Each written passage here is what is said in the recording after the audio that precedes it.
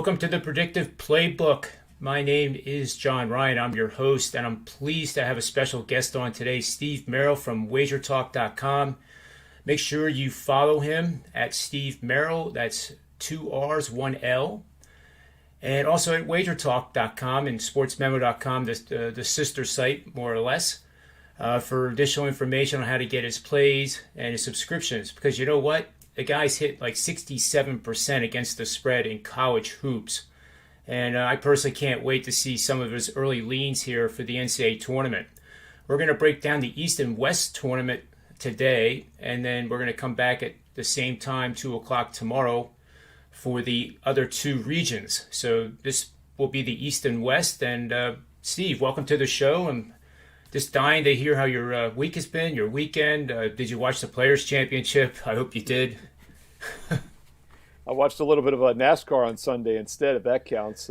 Probably even less popular than golf this time of year would be NASCAR. But yeah, Andy Lang, Rocky Atkinson, and myself do the NASCAR show every Friday night at Wager Talk TV for WagerTalk.com. So I do follow the NASCAR. Andy, of course, does golf as well. They're very beatable sports. And in fact, golf and NASCAR are probably more beatable than the NCAA tournament. But obviously, both sports combined aren't 1/10 as popular this time of year. But I love March Madness. I'm glad we got it. It's hard to believe, John, it's been 2 years since we've had a tournament. It doesn't feel like it's been that long.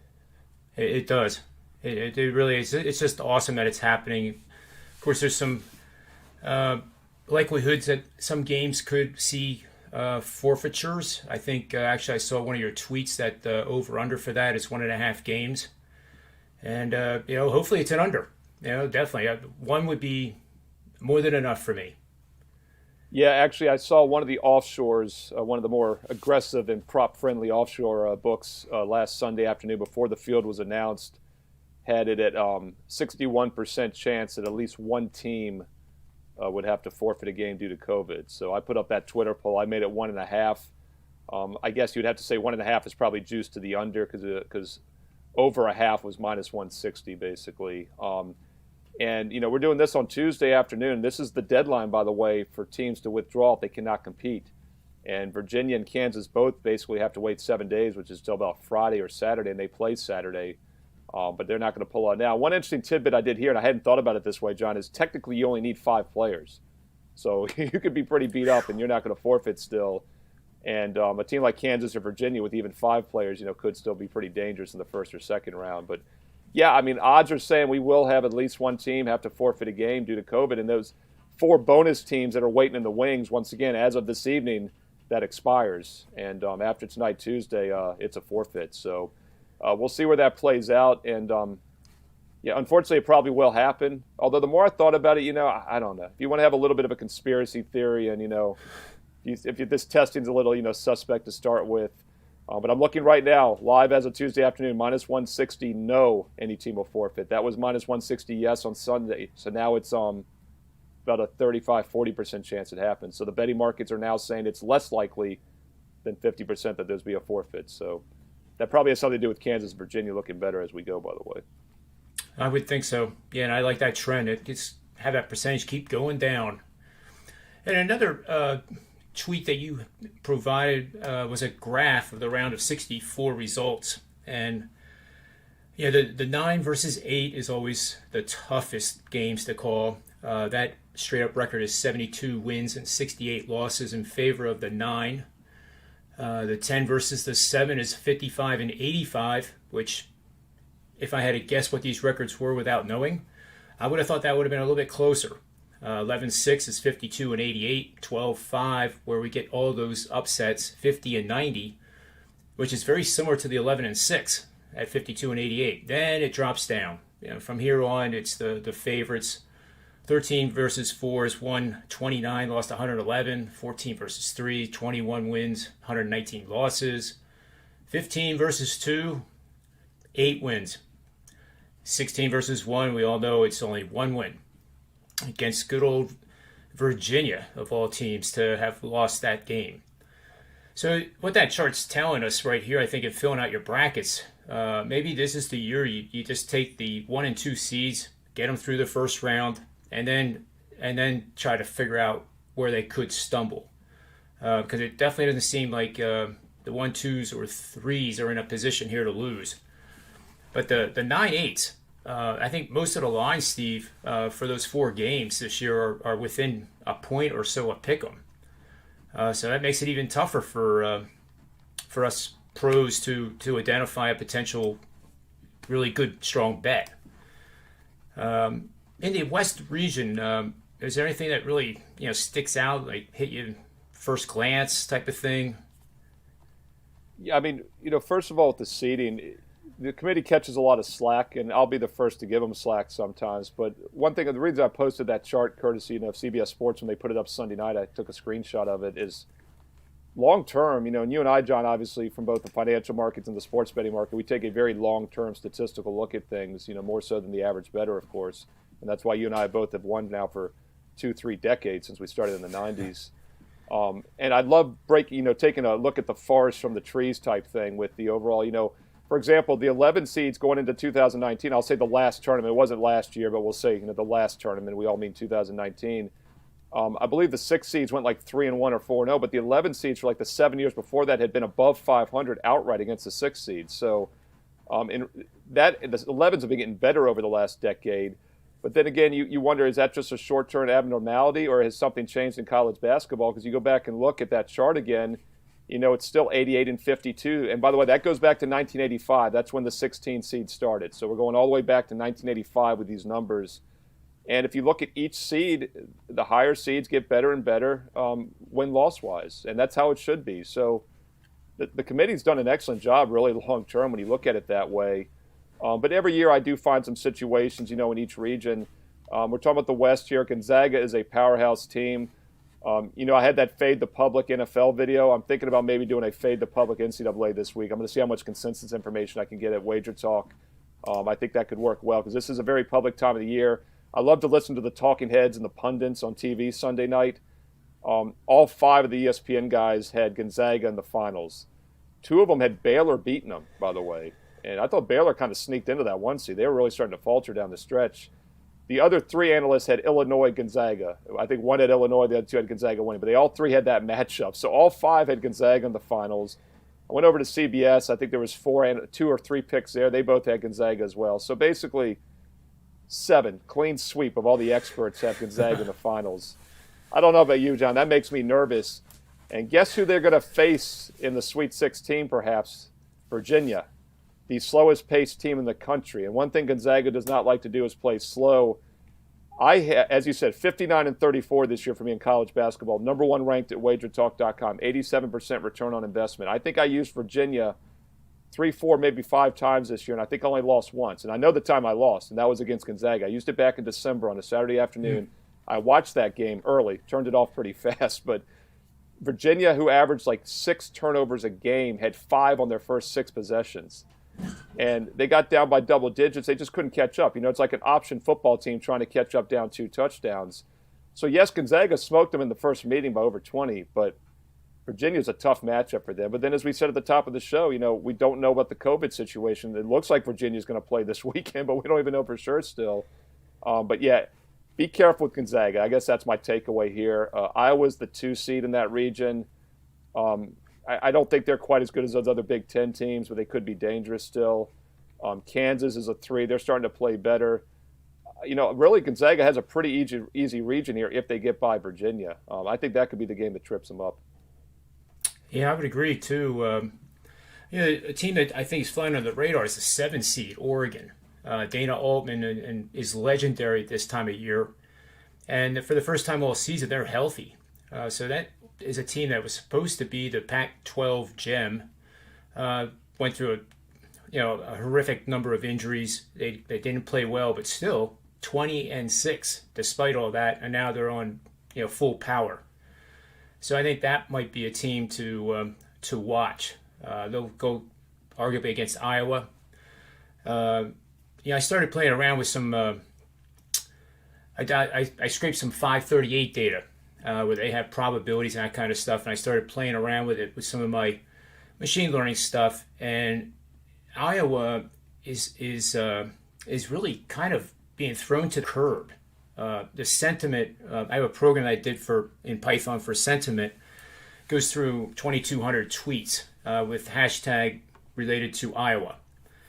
And it is really extraordinarily negative. So as you said, with all the experts and with all due respect, they're smart guys. They're on that show for a reason. But when the consensus is so bullish on one team, that makes me think that I and my bracket will not have Gonzaga possibly even in the Final Four. It's just the way life is. Everybody, the brother wants to buy Bitcoin. Nobody wants to sell it. That's also kind of a red flag. And it's the same. They're identical measures. So with this Iowa team, inherently, my gut would say, they could lose in the second round. They definitely will not beat Kansas.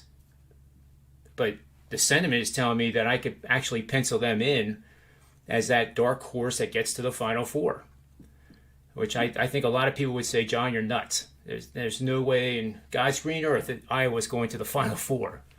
But if I had to pick a sleeper that nobody else is going to have, which is what wins brackets with our little contest that we enter, that's one way to do it. Yeah, and I mean, if you look at some of the efficiency ratings, the top 4 most efficient teams combined, when you factor in offense and defense, adjusted for schedule strength, are the four number 1 seeds. And not surprisingly, 5 through 8 are the number 2 seeds. But guess who's the top number 2 seed in the efficiency ratings? It's Iowa. They're ahead of Houston, Ohio State, and Alabama. So, I mean, they're technically the 5th best team in the country from the strongest conference in the country. So, yeah, I mean, it's that's what I look for as well, John. I look for, everyone can be a contrarian when you're playing like an 0-16 NFL team. And I still don't even do that because I've gotten to a point in my career where I don't like asking bad teams to do something good for me. There's just too many games on the board. But what I do like is what you're pointing out, is to take a good team that's not public anymore. Because the public usually plays good teams. They play favorites. By the way, this time of year, we do see them play more underdogs because a lot of good teams are underdogs. And that's always a red flag as well for me. But yeah, Iowa, I totally agree with you. I mean, in Iowa, it seems to be flying under the radar. Do have concerns, though, as a handicapper. First of all, they played a pretty fast tempo, second best offensive team in the country. That's why they're up there. But they're only 50th defensively. And this time of the year, I usually like more slow-down, half-court, good defensive teams because it's a one-and-done, and you get a lot of the quick one-day preparations in the second and fourth round, especially. A team like Virginia is very difficult to prepare for at that half-court style. Teams like Iowa concern me, but they match up okay against Kansas. Kansas is playing slower this year than they normally play, but they're not a half-court shutdown team. So I think Iowa actually matches up very well with Kansas, and that's the likely 2-3 matchup. And they match up well with Gonzaga. The only offensive team better than Iowa in the country is Gonzaga. Those are the top 2 efficient offenses. So, yeah, I mean, you might be onto something. I think either Virginia or Iowa definitely, and even Kansas could, but I think Iowa and Virginia are the 2 that could get by Gonzaga if you want to go a little different. And we have to start talking game theory as well. If everybody has Gonzaga in the bracket, which it looks like they're going to, if you're doing multiple brackets, first of all, you have to do one without Gonzaga. That's my number 1 tip. Because you're automatically, if Gonzaga gets bounced, you're going to be ahead of 80 or 90% of the other brackets by default. And you're trying to catch lightning in a bottle, but that's how you win these type of tournaments. Yep, I agree. The only other possible upset I was leaning towards was the 12-5, but because everybody and their brother knows that that's where the upset occurs, it's kind of gotten me a little bit less bullish on Santa Barbara. But I've watched that team throughout the season. They're 22-4, granted in a weak conference. Creighton is in the Big East. Much better conference than what Santa Barbara plays in. But I did see that the spread was rather juicy. I don't have it in front of me, but I know it was double digits. And that's a play. I think if I'm getting double digits, I might have a good look at Santa Barbara there. I was. It's funny you talk about that game because as a 5 seed, Creighton is another team I wanted to talk about there really quick. We're talking about pace. First of all, Creighton just looked terrible against Georgetown in that championship game. And by the way, another really public team is Georgetown. All the analysts like Georgetown as a 12 over Colorado. Colorado looked terrible. They allow Oregon State into the tournament, and Georgetown sneaks in with a winning record for the first time all year. Now the analysts love them. So that's one we'll talk about at another point. But, Creighton is a team that lives and dies by the 3, and that's something I want to bring up because this time of year, you're going to live and die by the 3, and that's what makes handicapping this tournament so difficult in the modern era. It's kind of like trying to predict fumbles in the NFL. It's 90% random on a given game. It makes a tremendous difference in the outcome, though, and it can lead to misleading results. And Creighton plays fast, so Gonzaga would match up well against them in the Sweet 16. Virginia, though, would get Creighton or Santa Barbara, but assuming Creighton does win as they should, Virginia matches up really well with Creighton because Creighton likes to play up tempo. I just wish Virginia was healthy. As you can tell, I like Virginia. I used them 2 years ago as my national champ. I also had them the year before as my national champ, by the way, when they lost to the 16 seed. So once again, you live by the three, you die by the three. These half-court teams like Virginia can get really ugly at times, but they also have the recipe for 6 straight wins. I don't think a team like Creighton comes anywhere close to that. At some point, they're not going to be hitting those threes. It's almost impossible for a team like Creighton, I think, to win 6 straight. And they could easily lose to Santa Barbara with that logic. Yeah, I agree. I did a little research, too, on the 15 versus 2 upsets, which there's only been a little bit more than a handful. And the teams have one commonality is they get to the charity stripe. They get fouled. They get to the stripe. They get at least 5 more free throw attempts than the favorite that they are upsetting. And, coaching is so huge. And that's why I'm kind of like in Oregon to make some noise in that part of the bracket, at least for the first 2 rounds. It really wouldn't be making that much noise. The noise would occur if they went to the Elite 8, and then it would be conversation on ESPN, and everybody would stop liking Georgetown and start liking them in turn. On my numbers, Steve, just looking at Creighton, UC, Santa Barbara, it looks like an 8-point game, but I do think the line is significantly higher, which means you're getting value betting that dog. And the public will be on Creighton. I mean, they're a Big East team. Another game that kind of sticks out is Kansas, Eastern Washington. The public will be all over Kansas because Eastern Washington is, where are they located again? Wait, they're in that really bad conference. So the public, of course, is going to take Kansas. And Kansas could score 100 and win by 50. But the value bet there would be Eastern Washington, in my opinion. Yeah, the concern I have there, though, John, is that they play really fast.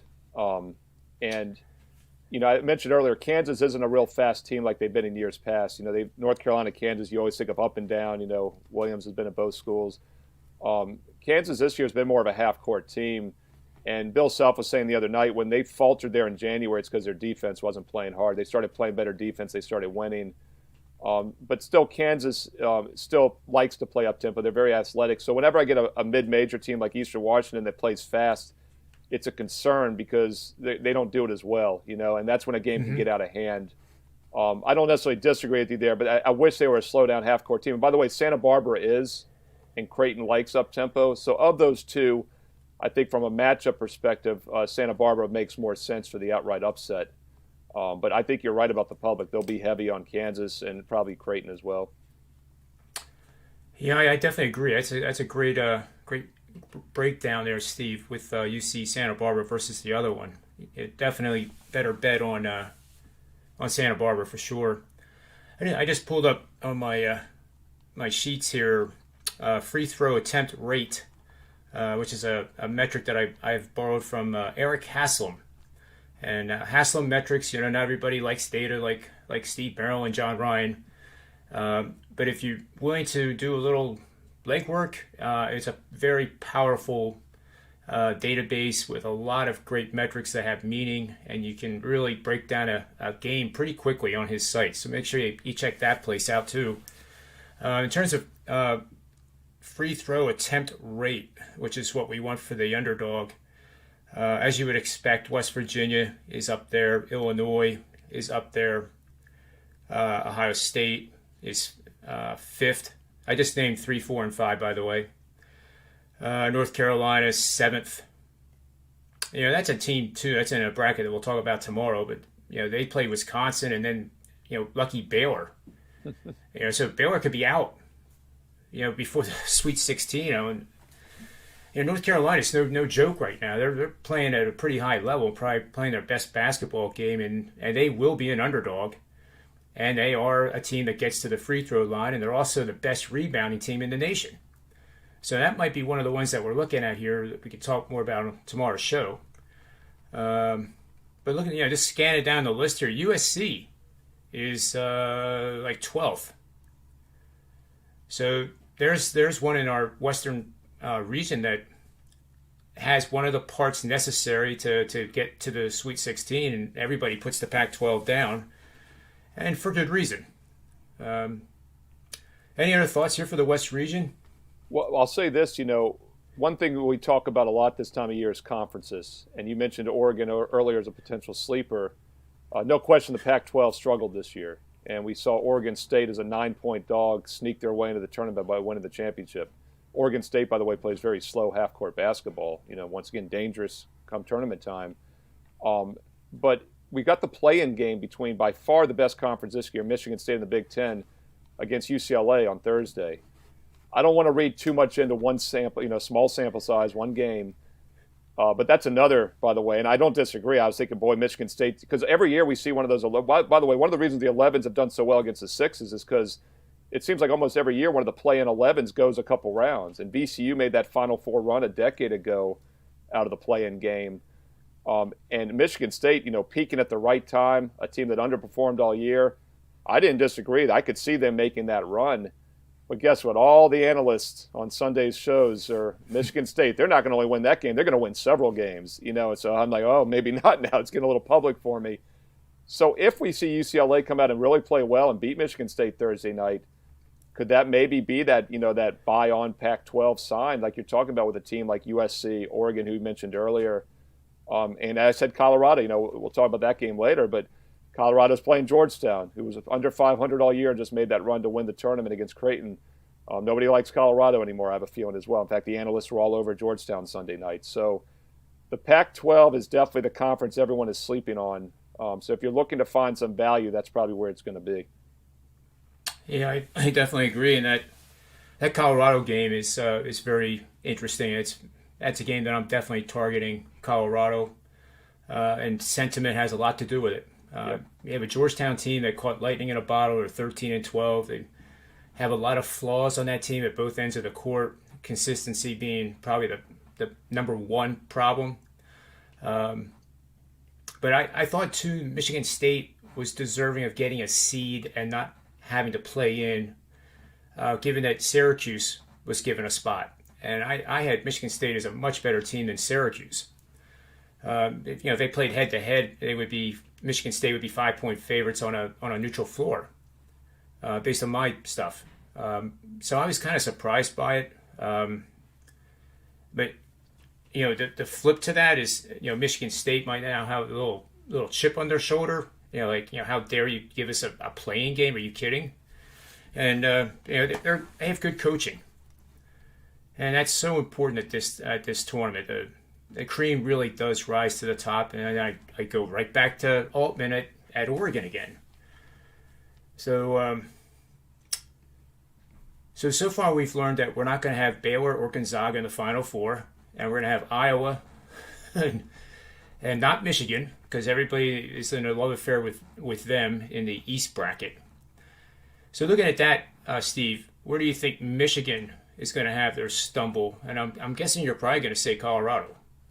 Yeah, I'll say this, John. A couple weeks ago, I had Michigan as my number one team in the nation, and I still probably would if Livers hadn't gotten injured. I guess there's a chance. I haven't checked in the last day or so, but as of this past weekend, when he missed the rest of the Big Ten tournament, it was saying he maybe possibly could return like Sweet 16 or something. But I'm assuming he's out, and he's not really the leader of any statistical category other than minutes played. But he's like second in every other category for Michigan. And he shoots like 46% from three, which is a huge stat I look at because, once again, as I mentioned earlier, it comes down to three-point shooting, especially if you're going to win 6 games in a row. So I've got Michigan really overall this season as my number one team, even ahead of Gonzaga. I think they're more balanced defensively. They played a much tougher schedule. I was a little concerned with it being Juwan Howard's first tournament, but he has so much experience as well. By the way, it's the first time Michigan's been a 1 seed since Juwan Howard played in the tournament in '93, which is pretty that's crazy. A cool stat. Yeah, so it's been 28 years. But yeah, I mean, I'm probably going to find a way to leave Michigan off my deep into the bracket run when I'm filling out the brackets for that reason. Just too much uncertainty with the injury. It's a major injury with Livers. If he does return, but can we take that chance? And that's a team I would have liked a lot more. So now the question becomes, as you said, where do they stumble maybe? I don't know. I mean, what are your thoughts? I know you follow the Big Ten closely. They're a tough matchup for anybody. They don't play that fast. They're very good at both ends of the court. I just don't know what to make of them now without really the most key player probably on their team. Yeah, it's interesting you bring that up because the one team I think that is a real dark horse here is St. Bonaventure, 16-4, all 5 starters returning from last season. They're all juniors. They'll all be back next year. It consists of 4 guards and a 6'10" forward whose name I cannot pronounce to save my life, but you can look it up. But I looked at the guards, and 2 of them are 6'5", 210. They're thick, strong bodies, and that type of matchup I think works pretty well against Michigan. So first of all, St. Bonaventure would have to get by LSU, who took Alabama to the brink in the SEC title game. So that's not going to be any easy task. But I believe that game too is like either 2 points on either side of pick. So assuming that St. Bonaventure would get through, I think they provide a much tougher matchup for Michigan to advance than LSU would. And then, of course, you have Colorado coming out of the 5 seed. They would have to beat Florida State. And Florida State, to me, is underperforming right now. They have so much talent. They have a bench that could easily be a top 25 team with those 5. So that's a wild card with Florida State. If they get rolling, they could be a team that gets to the Final Four. Yeah, I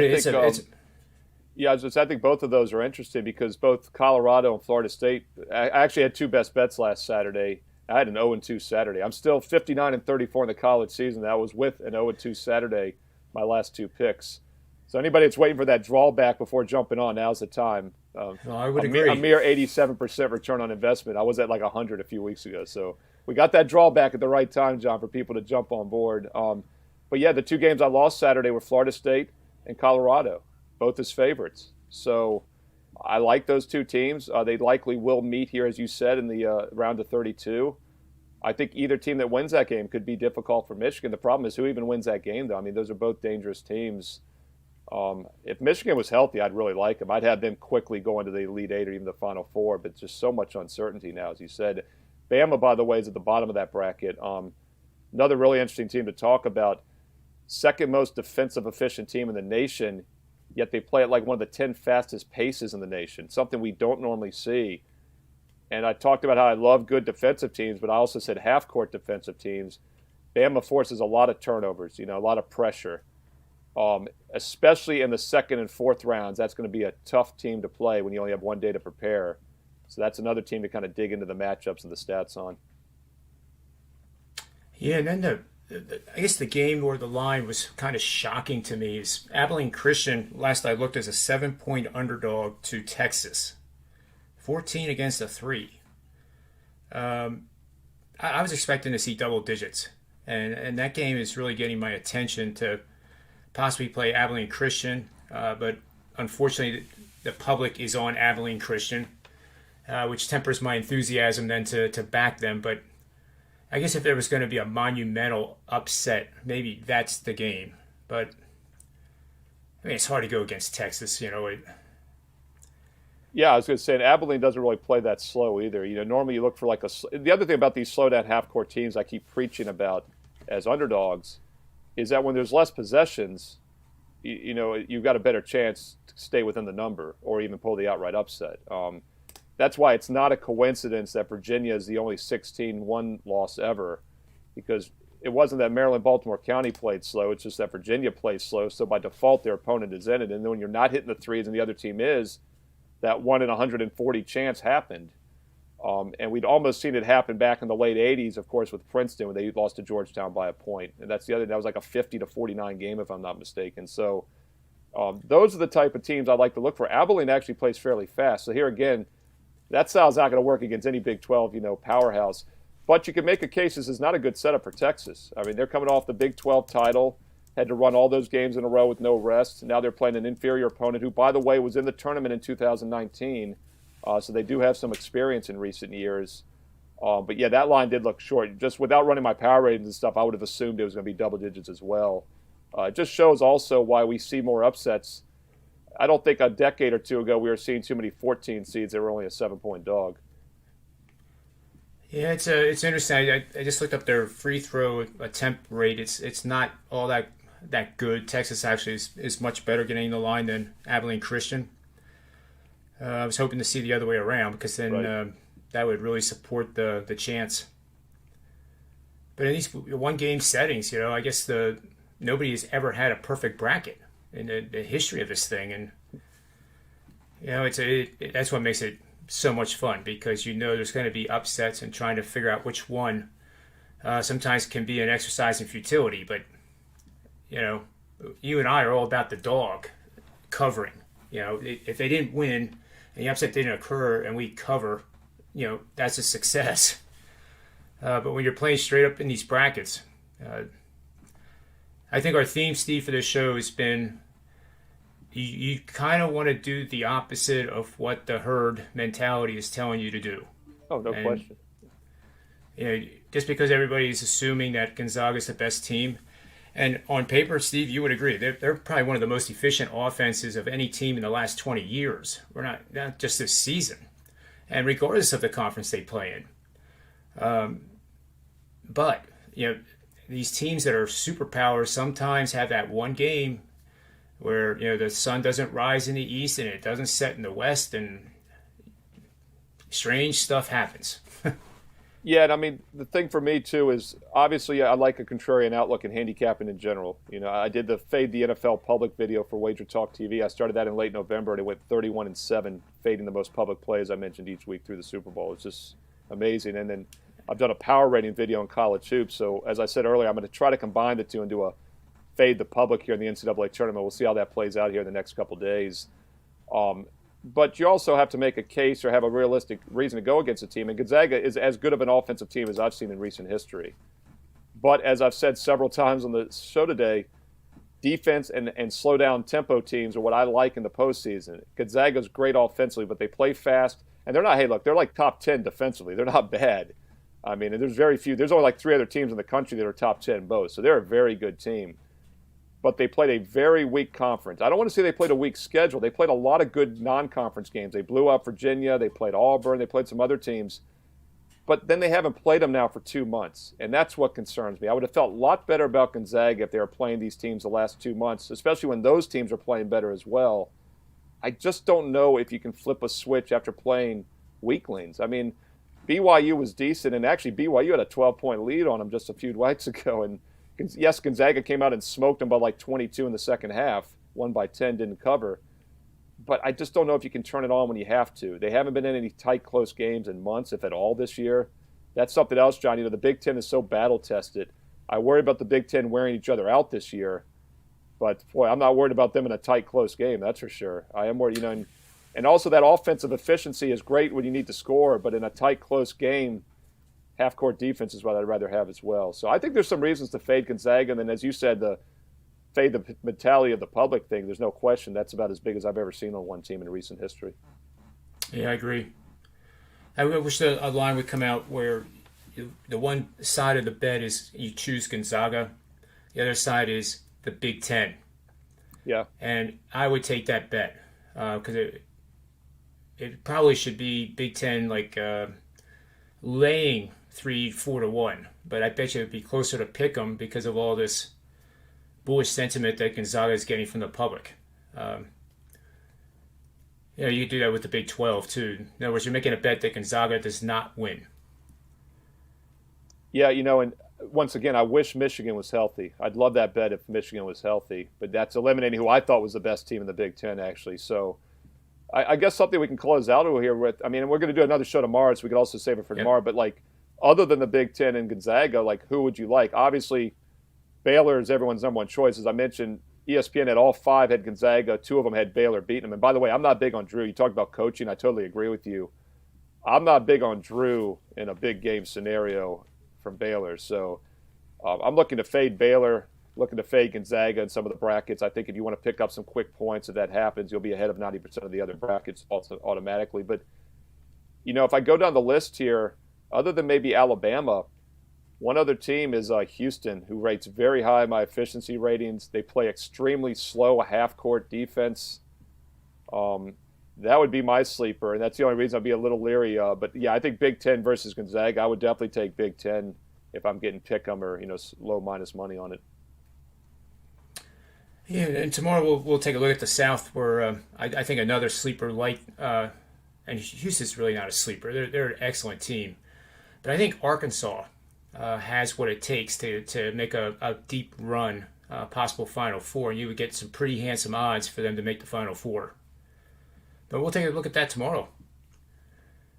Fantastic. So I guess that's it for today, Steve. You want to just we'll sign off now, and all right, that sounds good for the Predictive Playbook. This was day one, West and East regions of the NCAA 2021 tournament with Steve Merrill. And do yourself a favor. Steve has had an awesome season. He's been doing it as long as I have. We started out in this industry together on the same website. And if you invest in yourself and get one of his subscriptions for the tournament, you're not making a mistake. And you're going to learn just an incredible amount of information that will help you then become a better on your own. So take advantage of that. So for the Predictive Playbook, I am John Ryan, and may all the wins be yours.